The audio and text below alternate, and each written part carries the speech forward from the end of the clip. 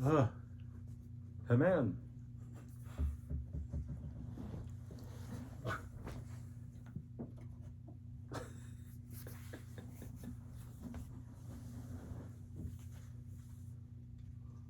I have the power. Cringer. Can you drink out of it? Can you eat popcorn out of it? Hello, everyone. Steel. Yeah. Welcome to another episode of Crap from the 80s. It's been months. Many months since I've last done a video. But here we are. We're here. Yeah. With Casey, Hi. who doesn't even live here anymore. Just in spirit. Just inside of him. He's always stuck inside of me. Yeah, guys, the time has come. Mm-hmm. We're here to talk about Masters of the Universe. Heck yeah. Finally. Only took 39 years. 39 years. After the 87 Holy film. cow. Yeah. That's insane. Yeah, I mean, listen. It's going to be spoilers. Oh, for sure. Spoilers. Heavily spoilers. Yeah. The movie's out there. You got to get out and see it and get out and support it. Yes. I do want to talk about that as well, because it's better than it sounds. Anyway. Okay. So yeah, here we are, Masters of the Universe. Obviously, you know, I'm Gen X. He's, I guess, you're just after Gen X. You're elder millennial. You're what they would call an elder millennial. Mm-hmm. Mm-hmm. But we both. I remember a large chunk of my childhood, starting from age 4, and all of the He-Man and Masters of the Universe magic that was a part of it. Him, not so much. We did a video on it. I'm pretty sure. I'm sure it's out there. Yeah. You know, but I did. We have talked about me going to Casey's and him having He-Man toys. I had a lot. And me playing with them. Yeah, for sure. It's just he can't remember that much of it. It's because, I mean, we talked about it in the video, but it just hasn't stayed in the pop culture zeitgeist the way that a Turtles, a Transformers, a Ghostbusters, where those have had continuous things. And He-Man has, but not, there's been chunks of lost time for He-Man sort of has been in like the for fans only type. It hasn't been as mainstream as it is right now, you know? For sure. Well, I guess starting back in 2020 when Mattel got it all back and started doing the Origins line, and you know, Mattel has been all in basically since 2020. Yeah. Yes. And certainly this movie and all the new toys and everything. I mean, Masters of the Universe is back in the pop culture. Yeah. I mean, and for me, it's pretty awesome. And it's always been one of those things, like, I wonder why it hasn't been as prominent as the other toy lines from the 80s that have stuck around, you know? Mm-hmm. Other than being able to sort of find those pockets through time, you know, like when 2000 and they brought back the original toys. Yeah. And then the 2002 cartoon. Yep.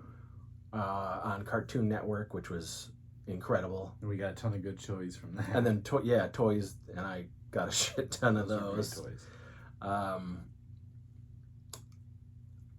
Yeah, it's been sporadic. You know, Matty Collector had the classics line, yes, which again was niche.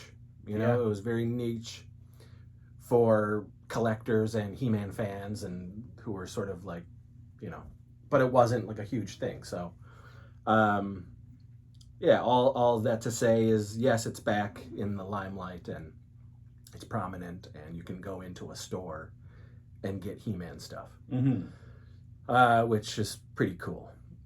Yeah, And lots of He-Man stuff for Yeah, everybody, all yeah. ages. Yeah, a different variety for all four quadrants, if That's you will. And the movie has really been, over 20 years of false starts and, directors attached, writers attached, even actors attached. Yeah. And they couldn't figure it out. Until it lands with Travis Knight, who figured it out, and who was a child of the 80s. Clearly, this man is. Yeah, he's the president of Leica Studios. Yeah. He produced so many, Coraline. Kubo, he did. Well, he directed Kubo, Yeah. But he produced Coraline. He produced everything that came out of Leica. Yeah. Paranorman, all that stuff. And he just directed their Wildwood, which is just insane. coming out Yeah. this summer. Yep. And of course, he directed what I consider the best Transformers movie in Bumblebee. Yeah, great movie. And clearly with that he had shown his chops, his 80s chops, his love of these properties. Yeah, seriously. And it's no different with He-Man. When you hear him talk about his love of He-Man and the Christmases that he got certain toys and all of that good stuff. He's one of us.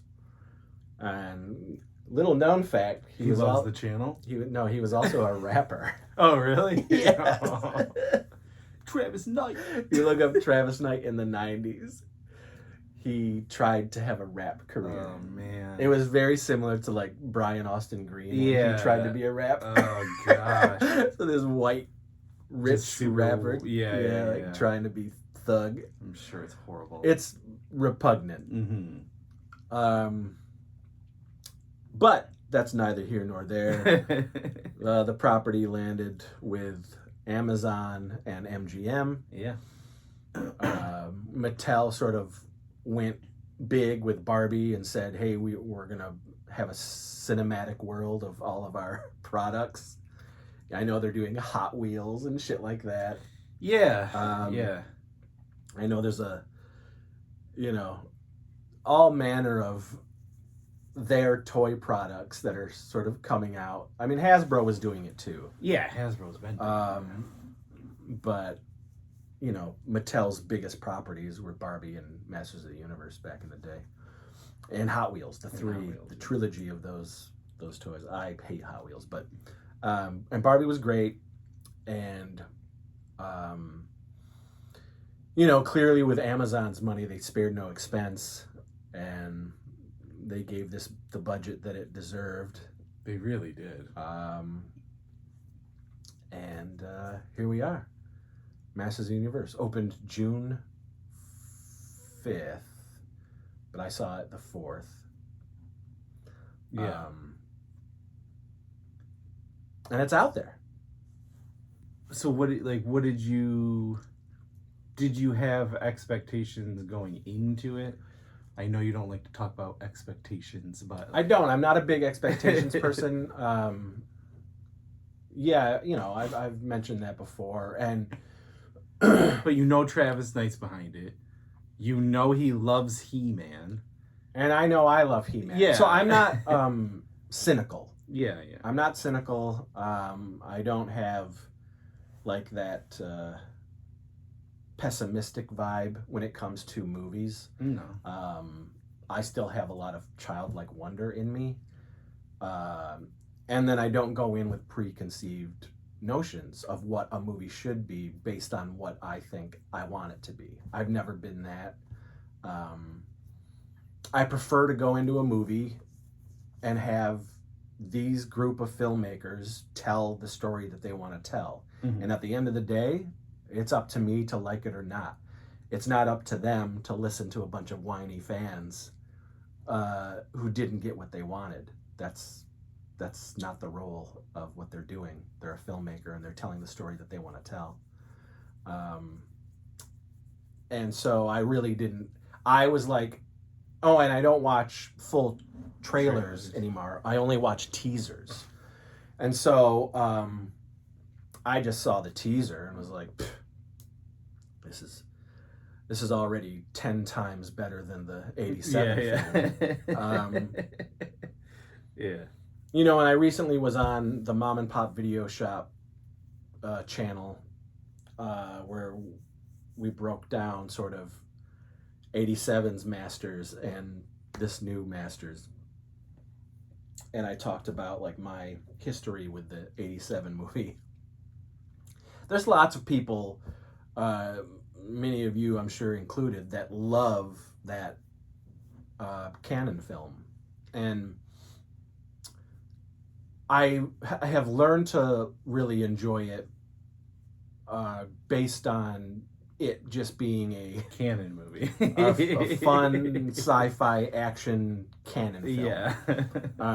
But I can assure you, when I was 10 years old and I had some friends with me and we walked out of that theater, none of us were happy. Yeah. This was not a He-Man movie. It's really not a He-Man movie. You know, and it's Cannon, and they at that time, it was their most expensive film to date. They $10 million. That was like 22. No, or I something know. like that. And they even like pulled the budget from Superman 4 Yeah. to make Masters of the Universe, and it's still, you know, I mean, again, you know, if you watch it for being a Cannon, you know, sci-fi action movie, it was like, oh, this is pretty sweet. And definitely has far more budget behind it than any of the other Cannon films. For sure. But as a He-Man movie, it was pretty abysmal. And it was just limitations. It was just budget limitations and fully knowing that. So you're going in writing something like that, and you can't put in Orko, and you can't put in... Cringer. You can't put in Cringer. Like... Yeah. You know, no Battle Cat, none of that. Yeah. You know, and created characters that had nothing to do with Masters of the Universe at all. Which is dumb since Masters of the Universe has 400 characters. I know. I hate when they do that in comics and all these things. Let's just make up someone new to fit our story. Like, just make someone you already have fit the story. Yeah. So it wasn't until my 20s that I started to really appreciate the 87 Lundgren film Yeah. for what it was. And now I very much enjoy it. And there's a 4K coming out, and I'm going to buy that 4K. But so, like I said, just watching the teaser, I was like, this is a fucking He-Man movie. Yeah. This is He-Man. You know? So that was sort of my... expectation. To go see an actual He-Man movie. Yeah, it was more just sci-fi excitement. Yeah. This was a movie that it was at the top of my most anticipated This year? This year, and when it was actually like being made, it became like, oh wow, they're shooting. You know, this is a He-Man movie. They're shooting the new He-Man movie. Yeah. It's wild that it's even happening, and then there we go. So yeah, did you? I mean, what were your expectations? I'm sure they were Very bottom. At the bottom. Yeah, they're at the bottom. I have a different relationship to that He-Man, that Masters of the Universe movie from '87 because I was 6, and when I saw it, I was like, I've never seen anything like this on the big screen. You know what I mean? Like, it was a lot. That was like one of the first movies I'd seen in the theaters that I can remember. I had seen many. Yeah, so you have... That blew it away. Well, I'm sure. In that time frame, yes. Return of the You're Jedi. Seeing anything that's better. My 6-year-old self watching Return of the Jedi fucking... Yeah, that's better than Masters of the Universe. But again, I love that movie. And then And then that faded away because for the next 20 years, there's no He-Man. So it wasn't again until college when that show came out where I was like, oh yeah, He-Man. I used to love this. Okay, let me get back into this. And then it went away again. Yeah. And I'm like, okay, well, see you later, He-Man. But I don't know, for this movie, yeah, just seeing the teaser, that was it. I was like, okay, this looks like what you would expect for a He-Man movie. And hopefully they don't stay on Earth that long. They didn't. I never thought they would. You know, people. It's just the people are just Thor so thing stupid. of it. It's just like, yeah, I don't like when any of these things that are supposed to be in space spend a long time on Earth. It's not just Thor. I feel like they just do it because they're like, we don't have the money to go to space all the time. Let's shoot a bunch of stuff here where we can afford to do it. But it's never cool. Yeah. So this was great. I thought, I don't know, I was blown away. I did not expect it to be as good as it was, other than when I heard that song and I was like, this is a fucking ballad right here. This is great. Listen to this music nonstop. And I like that was like the score. Yeah. It's wild. Yeah, so I mean, for me, I loved it. I loved the movie. I talked very briefly about it online on the socials, and because I had to like gather my thoughts for this, and I've seen it twice now, and I'm going Sunday. Thrice. Yeah, because I got to take my wife and my son, River, who I pushed He-Man on when he was a youngin', and he appreciates it for what it is. But he wants to see the movie.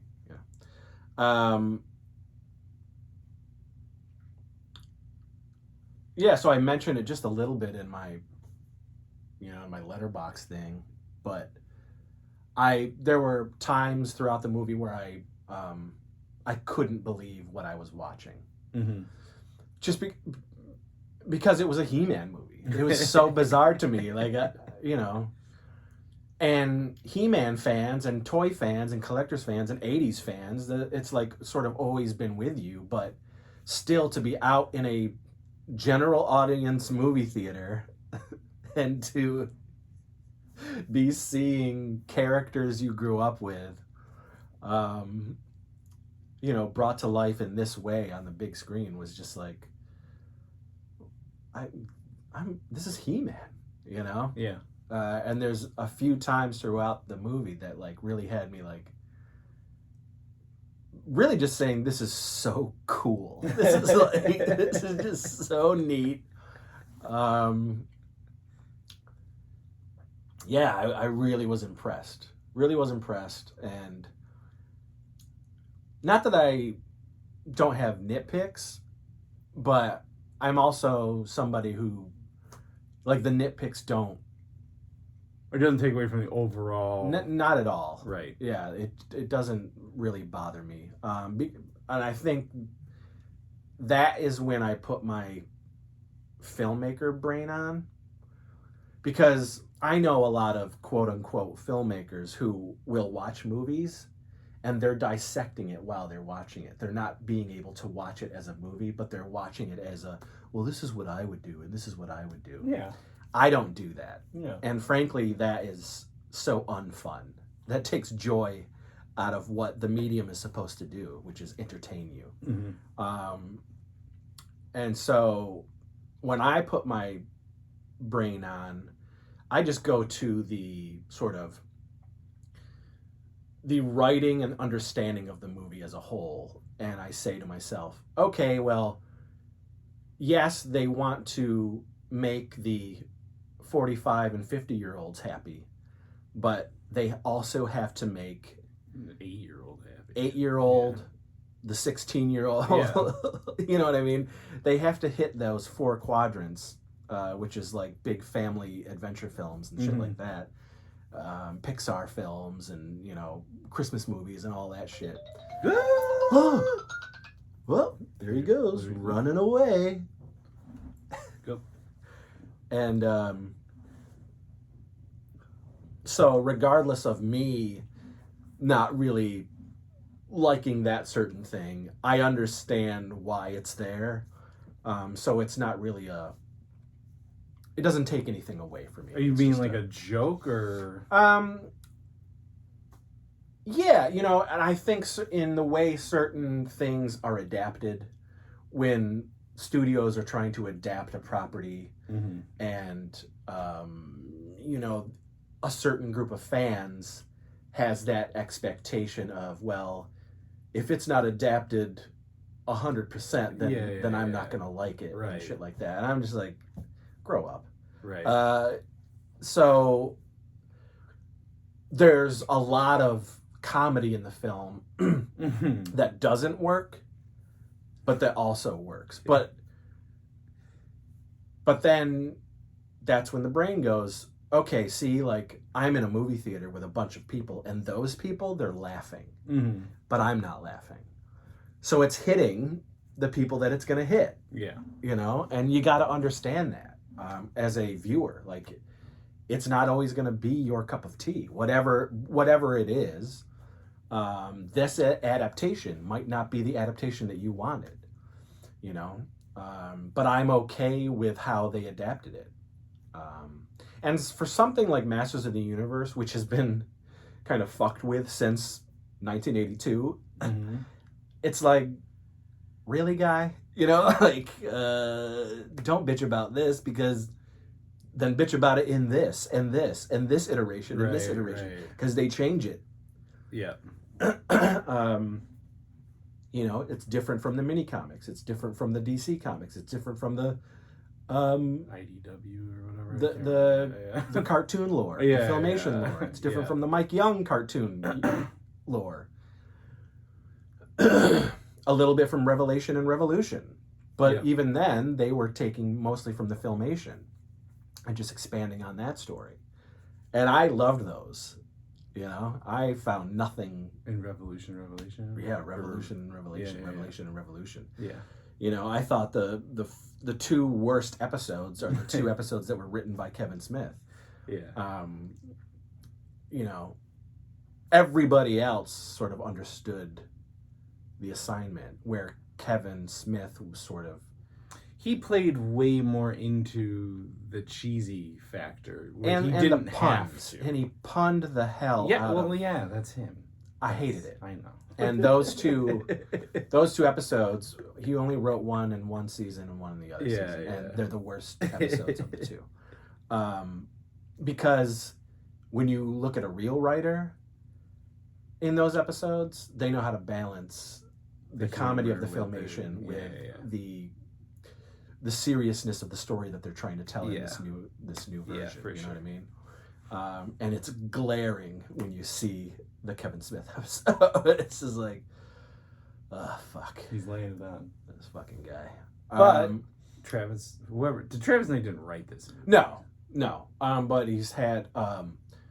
so there was a draft that was done by the Nee brothers, which were originally attached to the other version of this when they were also going to direct.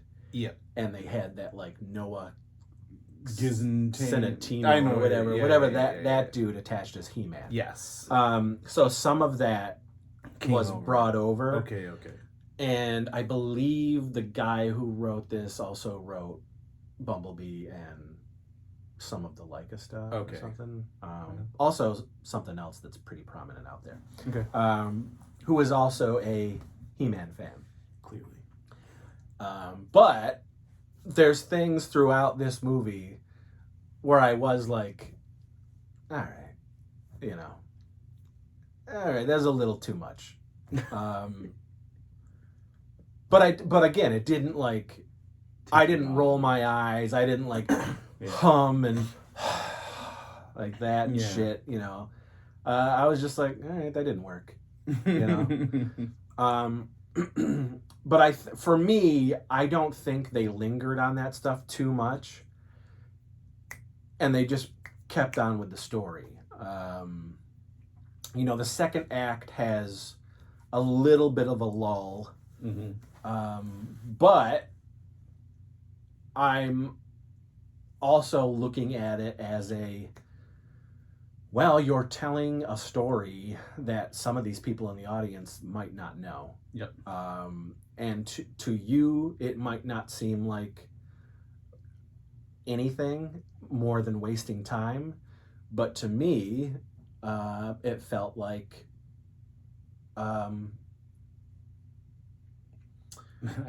exposition and character development. Yeah. You know, where things start to slow down and maybe get a little bit convoluted here and there. But then you kick right back into the third act, and it's just like, it's off. You know, then it's like you're playing with your action figures, and it's, you know, I think that's what it is. Imagination unbound. Yeah. Yeah, for sure. Yeah, the action in this movie is badass. Yeah. It's really fucking good. Really well choreographed. Yes. And it is like Rock'em Sock'em Robots. And he knows he did this in Bumblebee as well. He pulls back on the action so that you can understand what's happening with all the characters, but then he takes the camera into the action and he follows the action and the characters that are fighting, and it shows you, you know, it's not quick cuts. This ain't Michael Bay. This you know what it reminded me of? Well, this was better. You know that scene in Deadpool and Wolverine where they're all descending and it's like, here's Blade, here's this guy. And I remember being like, this is too much. This is a fucking cool scene. And if you just showed me Blade, showed me Deadpool, showed me Wolverine, like this would be, like he did it eventually, but like this was a better way to do it. I know what you're talking about. Yeah. He definitely gave everybody hero moments repeatedly throughout. But you know, he really did some fun stuff with the camera. Yeah.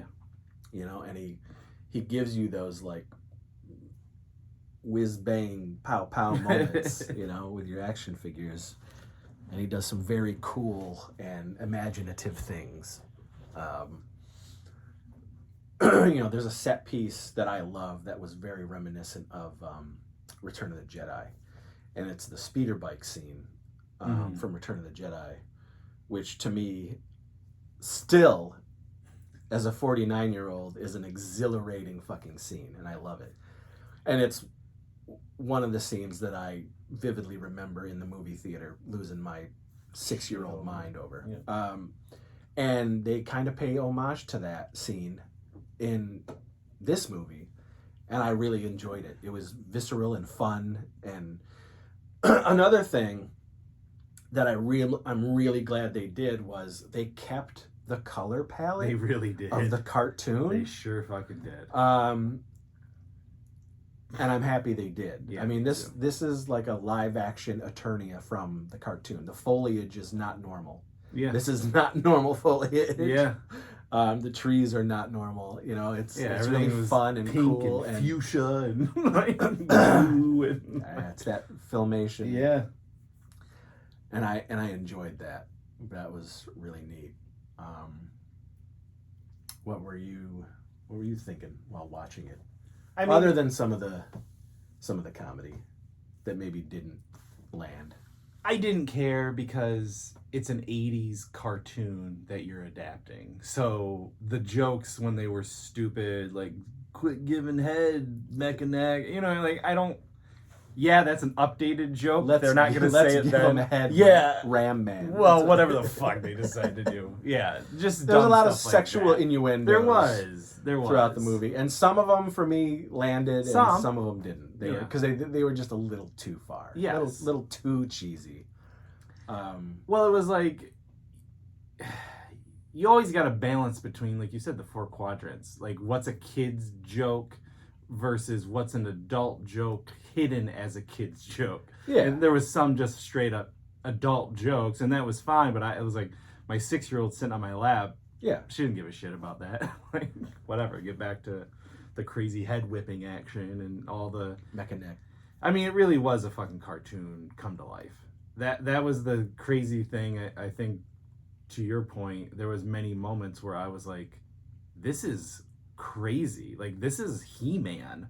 I'm watching him do He-Man things Yes. on screen. Like, I was like, Man-at-Arms he's pulling out fucking weapons. Like, there was many moments where I was like, when I saw Beastman, I was like, okay, you're on Earth. This is cool, though. This is a cool way to do it. Like, he's creepy, he's gross, he's hairy. Like, it was just really cool to see those characters come to life. I just want to see more characters. I remember there was a point where they were like, look at the heroes of Eternia, and it was a shot of like 3 guys, and I was like, yep, there's you guys. In that same shot, it's a really funny callback to the cartoons. Where they're all just laughing. Where they've got their hands on their sides and they're... Yes, that was funny. That was definitely funny. And Cringer was like, what? Yeah. You know?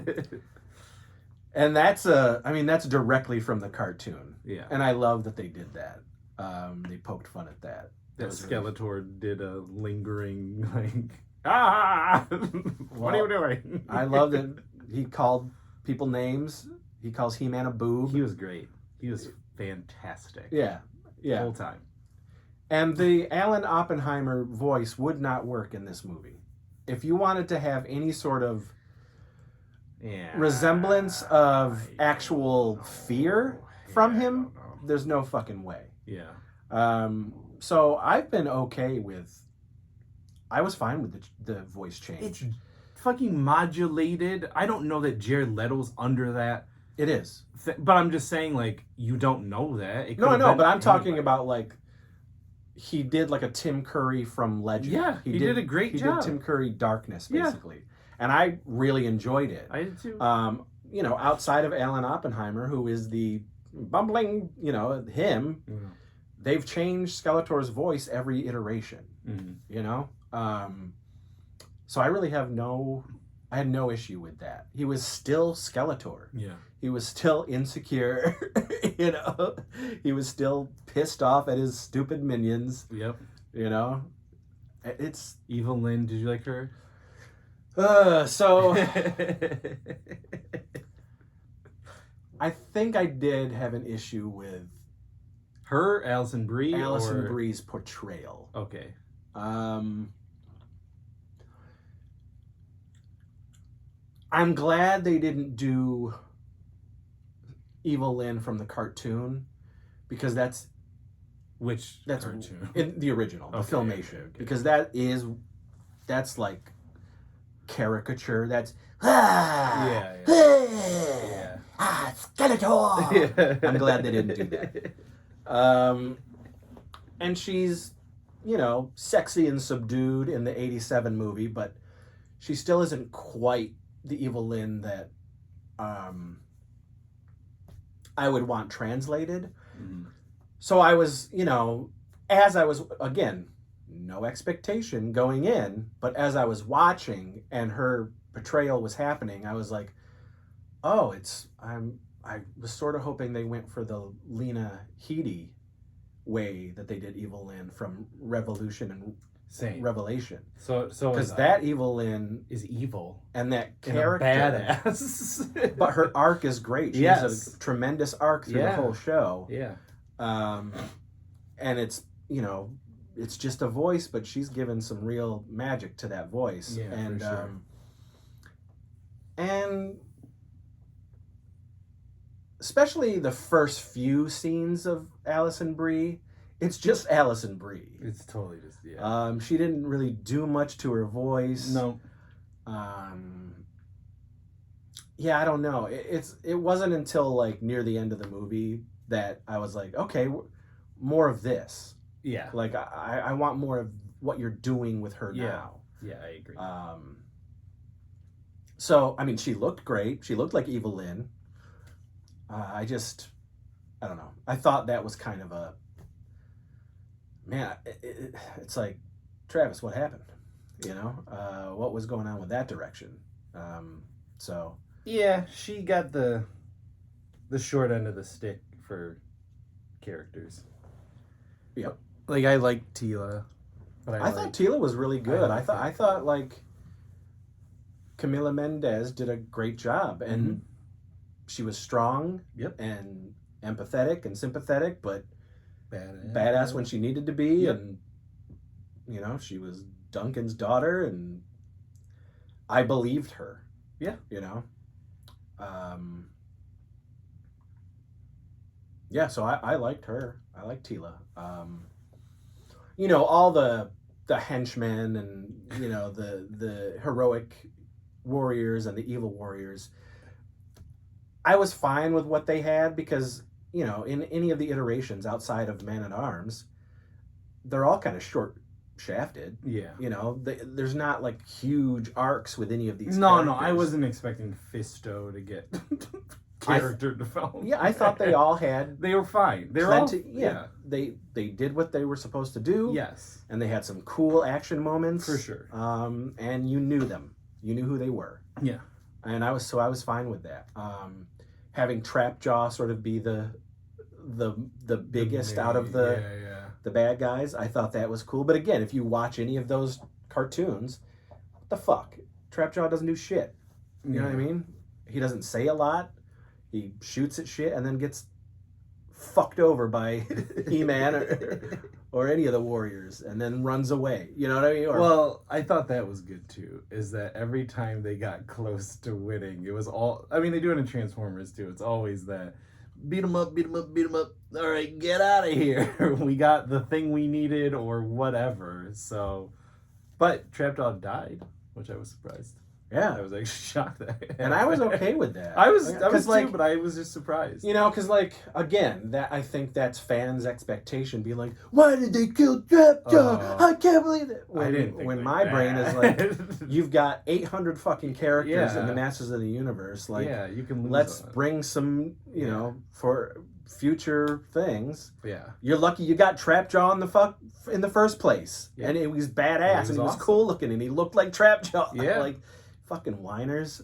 So I didn't mind about that. Beastman lived. Beastman should live. Yep. Make room for some new villains. which we I didn't care about Mossman dying. Mossman don't do shit.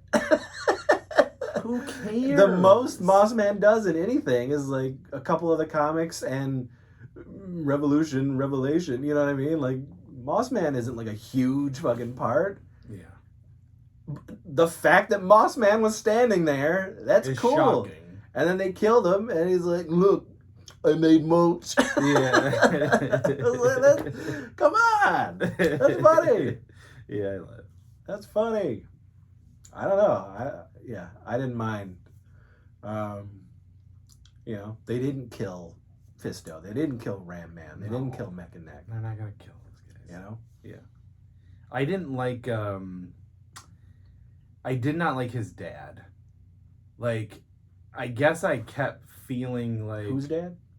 He-Man, Randor. Oh, you didn't like Randor? No, because I was like, why isn't he fucking massive? Like, why isn't it like another huge dude who you feel like is a king? I was like, oh, this withering old Well, James Purfoy He's here. withering. Fucking Solomon Kane. It was... I didn't like Randor. Okay. That was it. I don't know. I thought he was cool. I mean, they didn't give him a lot Didn't to give do. him. And Did we like He-Man? I mean, what did you I like love He-Man? Yeah, I'm just trying to get through, Okay. everything. Yeah, I thought Nicholas Galitzine. Yeah. Is that you? Man, who keeps trying to... Is He-Man trying to get a hold of you? Yes. He-Man. Yeah, I thought he was great. Yeah. I really thought he was great. Did you like him as Adam, or just as He-Man? I liked the whole thing. Okay. I think people forget how Adam was in the cartoon.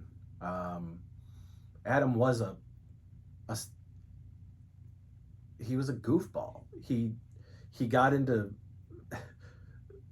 dumb shit, Yeah. wacky things. He said dumb shit. He was whiny.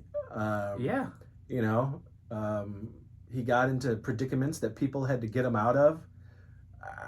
This was Adam to me, and I didn't mind that when he turned to He-Man, he was still Adam, because this is new to him, man. Like, this is the hero's journey. Yes. They made this movie for people, yes, for people who knew He-Man, but for people who didn't know who the fuck He-Man was. Yep. This is it's one of those cases where you go, okay, with the sequel, they can throw Get done all with of that Yeah. out of the way and get to the story, the meat of the story. And I think going forward with, you know, what Man-at-Arms taught him, what he discovered about himself, what his dad on his dying bed was telling him, you know, like, he will go into being He-Man and Adam very differently, I think, you know, in the next iterations or whatever. Yeah. And I understood that this is the story that they're telling, so I didn't mind it, and I thought he stepped up when he needed to step up, and I thought it was clever the way they still made He-Man try to do right and wrong, you know, because that was something that was very prominent certainly in the cartoons. Yeah. Was, yeah, there's evil, but let's work it out. Yeah. You know, let's work it out first. There's Yeah. instances. Let's talk to him. Yes. Let's talk to Skeletor. There's Let's see if we instances can in get the through cartoon where He-Man could kill these characters, this. Yeah. but he goes, Beastman, get out quick, you know, before something terrible happens. Right. You know? And I like that they kept that sort of core, like, Yeah. in the end, he's still good. And he does his best, and he's going to try every angle before he has to Fight. do what he needs to do. Yeah. Bring the steel. And they did that. And they did that properly, I thought. Very cleverly. Same with the names, you know. Naming the character. Yeah. Yeah, it was smart. Yeah. Yeah, it was a smart way. I love the transformation. Well, that was Like, great. seeing that, I was like, now, okay, I'm a kid. Like, this is crazy. And I kept waiting for it when he had the sword. I'm like, what is he going to do? How are they going to do it? It looked cool as hell. Yeah. It's a He-Man transformation. Yeah. And then he indeed had the power, Yeah. you know. I mean, it really is a cartoon movie. They did not shy away from it being an 80s, you know, cartoon. The whole thing was 80s. I mean, Yeah. it felt like an 80s fantasy movie. It had an 80s soundtrack. They had the You Cure know? in it. They had the I Cure. was They like, had oh my Queen. God. Yeah. They had Brian May on the Yeah. soundtrack. Yeah. It was bombastic and synthy, and Yeah. It you was know, great soundtrack. I mean, Darkness is at the end of the fucking movie. It's operatic and Yeah. Flash Gordon-y, and Oh, yeah. you know, it's yeah, man. They leaned into it, and I really dug it. What about those teases? So really, there's three sort of post-credit scenes. Yeah. One of them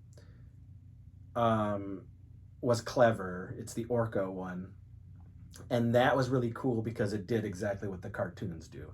At the end of the show, one of the characters come out, do a little life lesson, Yeah. and they say, until next time. Yeah. And that's exactly what Orko did. Yeah. Yeah. Orko showed up, talked about, you know, Skeletor and Yeah. all that stuff, and said, until next time, and then did his woo, which I really, you know, I had a huge smile on my face. Same. I knew Orko was going to show up. There was no way they weren't going to do Orko again. It's my favorite character. It's great to see. So, and then the second one is the The badass one. That's the She-Ra one. Yeah. And, you know, again, and they didn't really explain it too much for people who didn't know the lore that She-Ra is He-Man's twin sister. But so they have, you know, Queen Marlena talking to Duncan about wishing that she would come back too. There's another. You know, you know, now that Adam's back, if only they could get the other back. And Hordak stole Adora when she was a wee one, and made her the queen of the guardsmen captain. Cannot wait to see part 2. And so, you know, they pull back, and it's after Adora had just used her power sword and changed into She-Ra, and she's looking at the Fright Zone, which is straight out of the cartoon. Hordak's Fright Zone. It's straight out of the cartoon. I like that little Easter egg Fright Zone too. They show. Oh yeah, That's cute. the shop. That he gets the sword. It's Yeah. the Fright Zone. And she's in full fucking Regalia. She-Ra.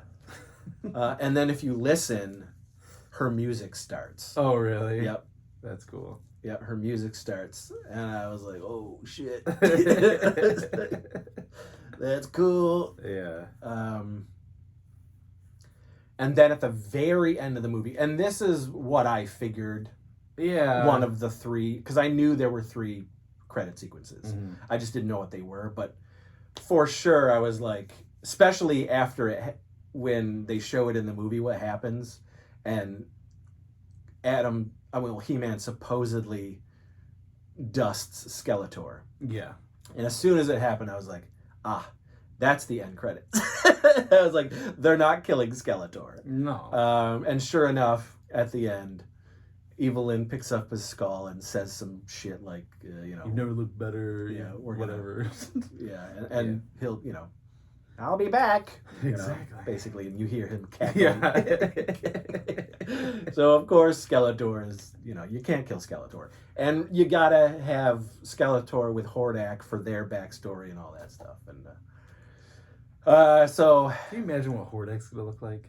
badass. I mean, it's probably gonna wicked, look creepy awesome. and evil. Yeah, all the and horde awesome. the horde is probably gonna look awesome. Yeah. Yeah. And you're probably going, They're not gonna make another one. yeah, you're talking about like this optimistic. You see, it's tanking at the box office. Well, being the nerd that I am, I look into a lot of this shit. And when there's stuff about productions that I'm really into, I really dive deep into sort of every little bit that I can that's not going to spoil anything. So when this movie opened, like the first weekend, it's about to have its second weekend now. This is 2? Yeah, this is the second weekend. Okay. And you know, it wasn't really doing much at the box office. You know, Amazon came out and said, hey, this was actually right in line where we thought this was going to be. This is great. This is just a stepping stone for the Masters of the Universe movie and what we plan for this franchise. Mm-hmm.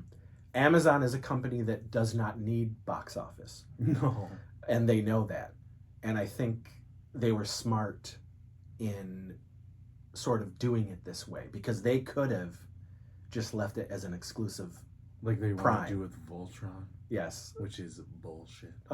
It is bullshit, but there is more of a footprint with Masters of the Universe than there is Absolutely. Voltron. But I don't want to see giant friggin' monsters. I know, and Robots. I totally wish that they would have done it too. That's all I mean. But so basically, Amazon came out and said, "Hey, they're happy. Yeah.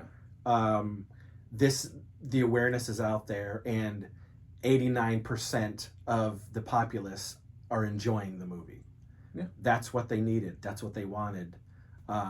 So going forward, I mean, the amount of money that they spent on this is a turd in the toilet to Amazon, which which are worth, billions upon billions of dollars. Yeah. So 170 million, plus marketing is Plus like marketing. nothing to them. Yeah. It truly isn't. Right. And they sort of said that without saying it. Yeah. The awareness is out there, and that's what they wanted. I don't give a shit about critic scores. Do you know people who've seen it who like it? Oh, me? Yeah. Oh, yeah. Who Okay. like it? Yeah. But again, if you look at the, if you were one of those people, and I am not, but Hollywood sort of gauges off of Rotten Tomatoes and all that shit, the critic score is like in the 60s, Mm-hmm. but the Audience scores. audience score is in like almost 90 Okay. for this movie. Yeah. That's what they care about. There's an awareness now, and when this thing hits Amazon Prime, Everyone's gonna watch it's it. gonna be Yeah. huge. Yeah. It's gonna be huge.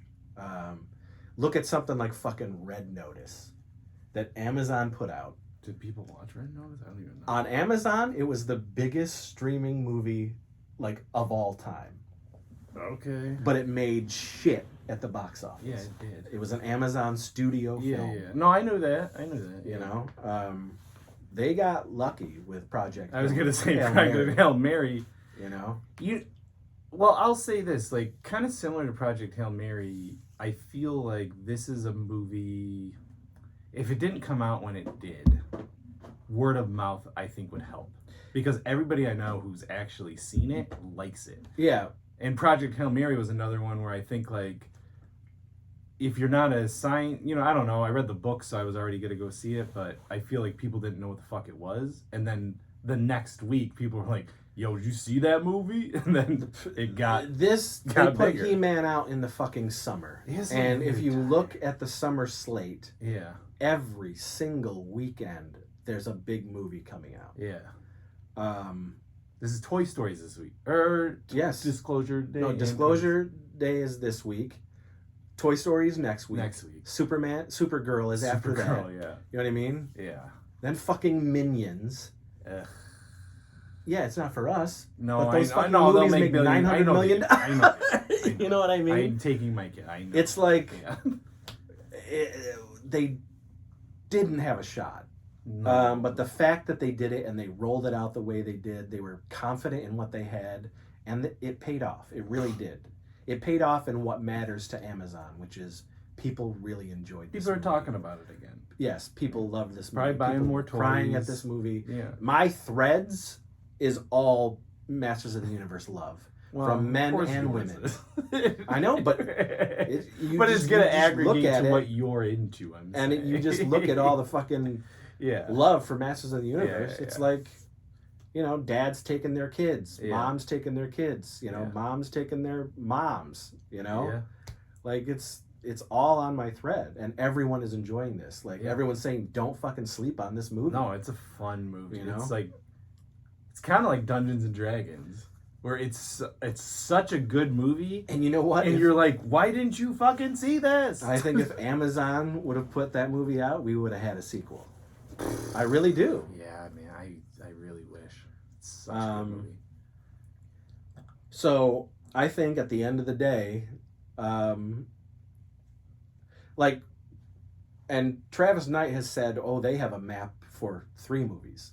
Okay. They have shit mapped out for 3 movies if they're lucky enough to make them. Yeah, I guarantee we're getting that second movie. we're definitely gonna get the second movie.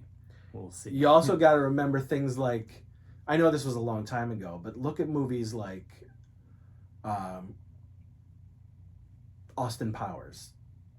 That movie made nothing. But it didn't. Look at the box office. I That movie can't- tanked. Did it? Yes. But the word But the of mouth. box, but the word we're of in mouth- a different time. Yes, I know. that was but a the word of mouth, VHS time. the videos yeah. made it huge, so they Yeah. made a sequel Yeah. which killed. Listen, You know what I mean? we're But, gonna but get another look at one. this, Greenland. Oh You- yeah, the with fucking Gerard Butler? Yeah. And That they're making movie- a second one. Yeah. No, it's out. That Oh, it's movie out? already came out. It's on streaming. Okay. They made a second one to a movie that made $50 million. You know what I mean? That But was shocking. people liked it. Yeah. People liked that movie. And so I was like, well, let's make another one. The Accountant. Yeah, The Accountant made like $20 million. Yeah, that was a weird But call. people fucking loved The Accountant. So they were like, let's do another one. I like the first one. You know? So like... Yeah. Well, we're in a different time period anyways. The 80s have never stopped being alive, and to your point, Amazon's got more money than with God. Mattel and their toy sales and their merchandising, with the Amazon push, once it hits Prime, we're getting a sequel. Yeah. And I can't wait. And I wouldn't be surprised if, like, by the end of the year, we hear, like, we're green-lighting a sequel. And so that in 2 years, we get another He-Man movie with She-Ra. Start working out now. You know, Secret of the Sword. You know, and Swords. you know those guys signed on for multiple flicks. Well, I would. You know? Yeah. Idris Elba's got to be as part of many franchises as possible. Oh man, another thing is like everyone in this movie looks like they're having a fucking ball. Yes. You know? Yeah. They understood the assignment, they knew what they were doing, and there were so many He-Man fans in the film. Yeah. They were just, you can see it on the screen. They really are committing to this buffoonery. And whatever you think of Jared Leto, his fucking Skeletor is awesome, and he went out for Skeletor because he was a big He-Man fan. Oh, really? Oh, yeah. Yeah, he wanted to play Skeletor. That's pretty funny. Yeah, that was like, that's been out there. That Yeah, I like didn't he know like that. went and like, Audition. I gotta play. No, he just went to Travis Knight. He went to the studio and was like, Let me play Skeletor. I gotta be this guy. Yeah. You know? Well, he did it. Everybody did it. I mean, the sets look fucking awesome. The makeup looks awesome. Yeah, the sets, the prosthetics, Yes. the blending with the CGI. Yeah. ILM did the CGI. It was fucking fun, and that's the thing. It's a fun It's a movie, fun movie. and people forgot how to have fun. They really did. Like nobody wants a fun movie anymore. What the fuck? Not everything has to be grounded and gritty, and every property has to be like. It's got to make you think and mean something and be a metaphor and an allegory and blah, blah, blah. You know, movies used to be fucking fun. The shit that we all grew up with, those are fun movies. Everything that's on your back wall. Christ. Well, hey, if you're on this channel, you understand how to have fun. I know. You So, better. Thank you for watching. You cynical fucks. Not you guys who watch this, but the other one. Yeah. It's okay to have a fun He-Man movie. Well, we'll see what the comments are like. Did you guys have fun at Master of the Universe? Did you enjoy it? What was your favorite set piece? Or sex piece.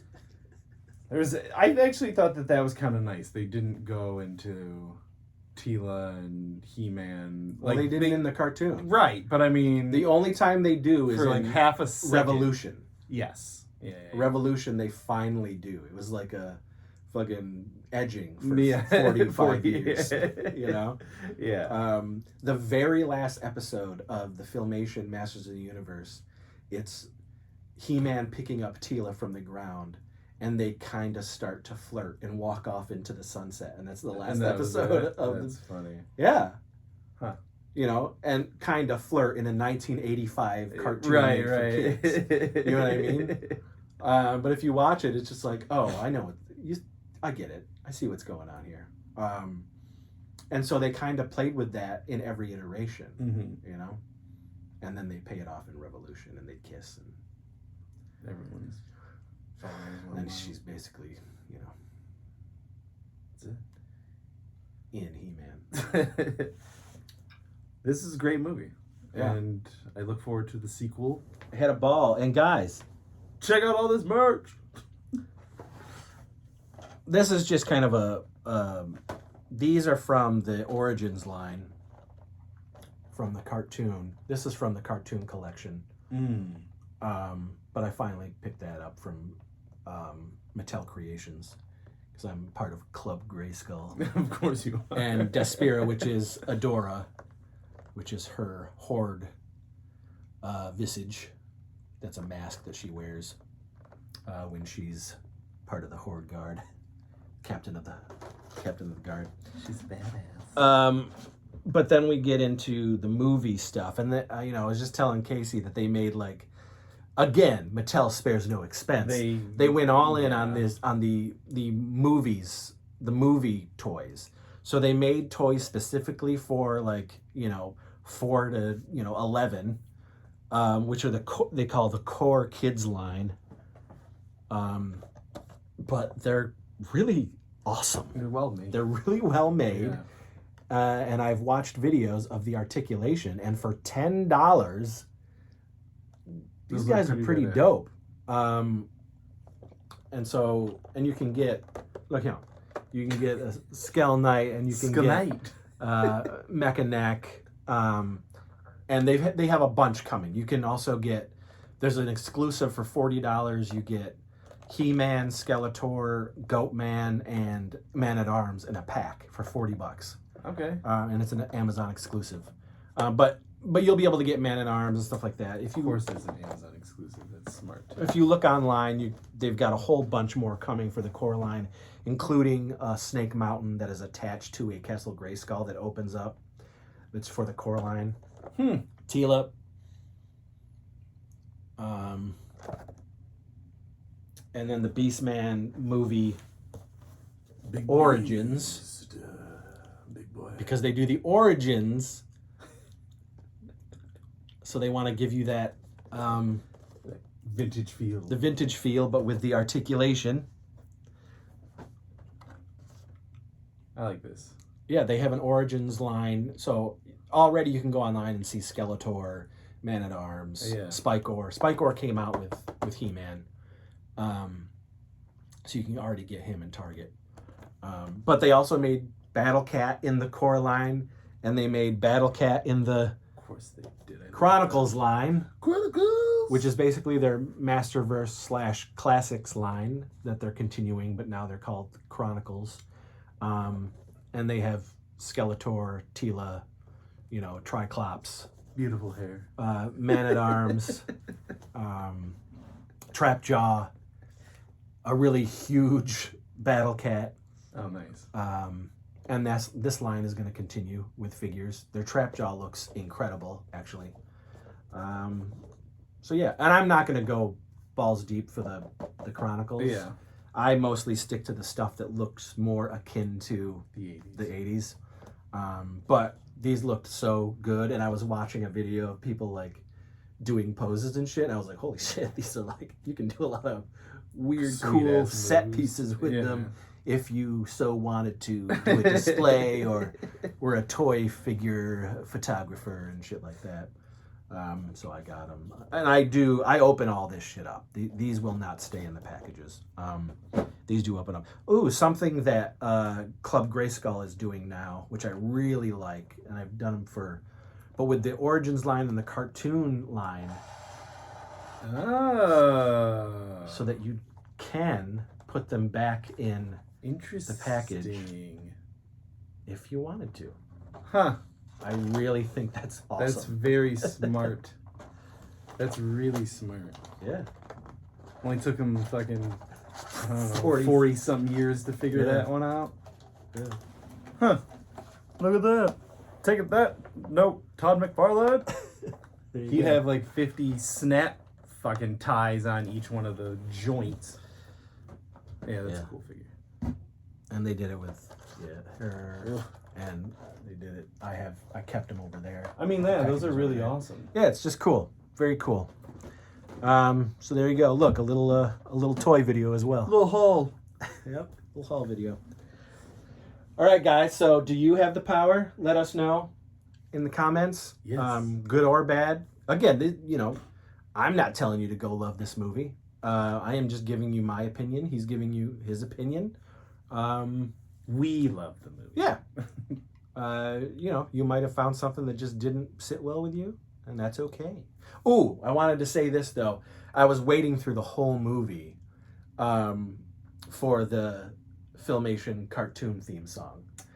And then they finally do it at the end when the heroes are all going. Yes. Yeah. And in the background, you just... Yeah, I do. Yeah, I pointed out to Nisha. which they've done at the end of the cartoon before. And then when he goes off to change, it goes into He-Man. Yes, yeah. And they do this Yeah. song, and I had goosebumps, and I was smiling, and I was like, "Fuck yes, Yeah. it's a He-Man movie." It is a you He-Man know? movie. Yeah. So, Great. hell Great yeah, stuff. guys! Good job, Travis. Thanks for following the channel. By the power of Amazon, by the power of Mattel, we fans have the power. Mm-hmm. That's right. So if you're on the fence, please go out and see it. Yeah, support it. You know, it ain't gonna be in the theater too long. Not after this wave. So just do it while you can, because it's a spectacle to see on the big screen. Absolutely. With the music and the visuals and just fun. And the audience is gonna participate. You know, both times my audience just had a ball with this thing. So it's, you know, it's worth it. It's worth very it. worth it. All right. That's it, right? Yeah. Bye. Then until next time, we'll see you on Eternia or Etheria. She-ra, She-ra.